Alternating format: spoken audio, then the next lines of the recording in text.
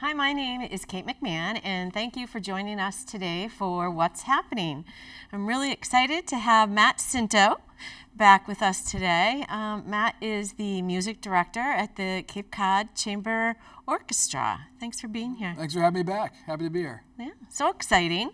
So since you were here last, it was in early December. Your concert in December was actually a benefit. Yes, we did a benefit concert for the Alzheimer's Family Support Center, and we sold out. We raised about $1,500 for that organization, and I hope just really just raise more awareness for all of the programs that they're doing out here in Cape Cod. It's a really incredible organization, and I love this idea of incorporating music and Alzheimer's care, because any study that's been done will show that although it doesn't cure this terminal illness, it helps aid the anxiety and other symptoms that come along with the disease. Yeah. So it was great. That's it was great. A wonderful event. Yeah. Thank you for raising that money. That's Absolutely. Awesome. Now, before we started, you were talking about conducticize and yes, there is this very odd aerobics phenomenon that has enveloped on YouTube. Primarily, I've discovered it. It's very funny for me because I spend lots of time and money and studying and coachings and all things to perfect what I like to think of as a serious career. But someone got smarter than me and said, "Well, I'll just turn it into aerobics." That's great. So go on YouTube, conductorcise. It's actually. I'm mocking it, but it's actually a great way to incorporate music appreciation, movement, and just a fun way to, work out. If you're limited in mobility too, especially because they do a lot of programs at assisted livings and nursing homes and things, and it's funny, man. I bet it's great. I bet the residents really love it. They do. My wife Kara does it at Maplewood Senior Living. They have this screen that they project it on, and everyone gets a stick which they use as a baton, and you kind of just follow along. It's funny, man. Oh, that's great. That's awesome. So today we're really here to talk about the February event, and it sounds like you have something really cool and really new, incorporating some local high school students. Yes, this is Cape Cod Chamber Orchestra first. We usually do a pre-concert talk at 2:15 before our program. This time we're doing a pre-concert with 3 student musicians from around Cape Cod. We're going to have Andrew Juan, who's a fantastic cellist, James DellaMorte is a pianist, and Olivia Di Bari, who is a soprano. And I've worked with all 3 of these musicians through the Chatham Music Club. I co-chair this scholarship competition that we do every year, and they've either been recipients or have been auditioning for the scholarship. So I've got to know them well, and it's a great way for younger folks to get some performance opportunities. Yeah, even if if you're going to pursue music as a professional career, it's actually pretty rare when you're a high school student to have opportunities to perform on your instrument.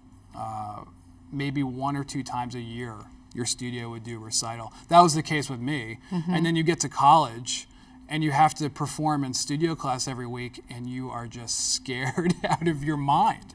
Sure. Because it's not completely different. It's an art in itself, performing, especially for an audience of people. So it's nice. I'm glad we're doing it. I think it's something we'll continue to bring to our performances going forward. So that's wonderful that you're bringing students in as part of the program in February. Yeah, it's fun. It's good experience for them. I love giving them the opportunity. Our audience loves it, so it's a big win all around. So good. Yeah. So what is the music for February? So whether I kind of somehow put together this program of dance music, although that wasn't really my intention when I chose pieces to do it. But it's just, sometimes it comes together really nicely, even though I didn't plan on it. We have music of Astor Piazzolla, his very famous Histoire du Tango.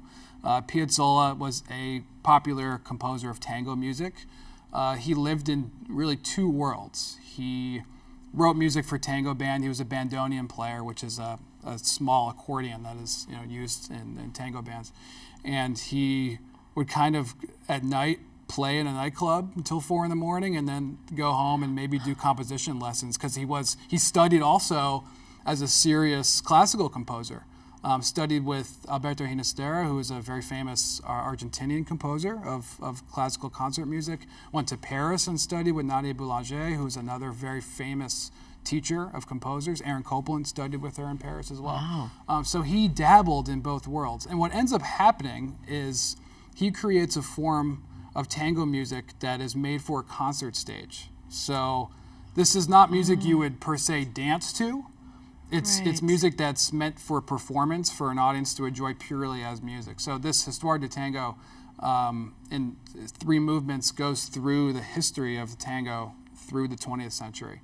And it was originally written for flute and guitar, and we're playing it on harp and violin.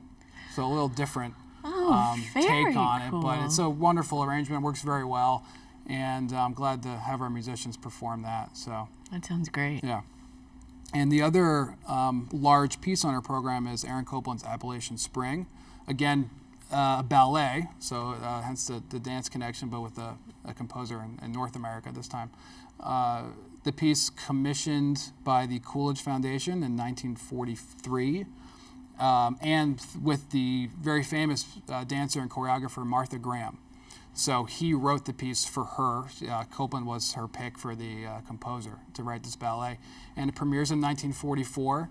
And interestingly enough, the name didn't originate from Aaron Copland. He didn't really know what to call the piece. So he just calls it, and there's still on the title page, it still says this, a ballet for Martha. And Martha Graham actually came up with the name for the piece from a very famous Hart Crane poem. Hart Crane was American poet who tragically dies at a very young age, but she found this line in one of his poems. She said that would be a good name for the piece because it's a ballet about American pioneers in Pennsylvania, so it's very fitting. And I think it was funny for Copland because people would say, "Oh, you really captured the spirit of Appalachia." And he says, "Oh yeah," even though that wasn't really his inspiration at all. But he went with it. That's he what went you with do, it, right? and that's the title that still stands today. It's just an iconic work of Aaron Copland. It's one of these pieces for me that I think for most people, if you haven't heard this music before, there is a sense of nostalgia, even in the very opening of the piece, which I find odd that he was able to create this kind of iconic American sound through his music, especially in the period in the 1930s and 40s when he wrote Rodeo, Appalachian Spring, Billy the Kid, Fanfare for the Common Man, all of these very famous pieces for orchestra or different types of ballets. He's able to create this different sound for American composers writing classical music, something that didn't really exist. I mean, you come out of a huge European tradition of writing classical concert music. There weren't really too many American composers before the 1920s or so that were writing music. So it's a beautiful work. It incorporates lots of dance tunes. Simple Gifts is a very famous quote. This very famous shaker tune that he incorporates in the end of the piece, and it's got lots of romps and barn dancing and all sorts of things. The musicians will stay in their seats, of course. I get to jump around, well, that's cool. So that's fun. You're such a creative music director. They're lucky to have you. Sounds so much. It's so different than what you did in December. Yeah, well, I try to just keep a varied program going. I don't want people to come and have the same type of musical experience every time. Exactly. And there's so much wonderful chamber music and music for chamber orchestra out there. I mean, and I'm constantly looking at different ways to, incorporate aspects of Cape Cod in our programs and, through our commission programs that we've been running this year. And it's fun. That's it's awesome. fun. And it results in I think not only a musical experience for our audience, but also an educational one. I think most people come and they learn something new about the composers we program in particular. Right. Some of them are kind of out in left field, but they compose beautiful music that no one's really heard before. Yeah. So it's That's special. great. Yeah. That's great. Yeah. And so this concert is Sunday, February 16th. And what time are the students performing? 2:15. So I'd invite everyone to come at 2:15, certainly, and hear our performers. And then the concert will start at 3 o'clock that day. Awesome. And how do viewers buy tickets? You can go on our website. It's probably the easiest way. Okay. CapeCodChamberOrchestra.org. There's also a phone number on there to call if you prefer, or email, and you can buy tickets right on our website. Students and children are free. They have been free all season. Something that we're going to keep going. I don't think it should cost $150 for a family of 4 to come see an orchestra concert. So, that's wonderful. I hope it will bring in more people of younger age. Right. It's a great opportunity. Live music is such a rarity nowadays, and it becomes increasingly that way. And I'm trying to fight that.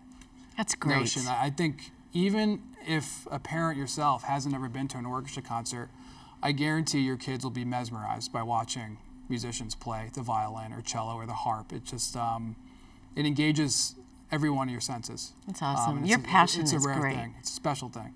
Your passion I have is to be. great for what you do. I love music. Yeah. I mean, that's I think that's why I'm here. So. Yeah. Well, thanks for being here today. And again, my guest today is Matt Cinto, and he's the music director of Cape Cod Chamber Orchestra. Thank you.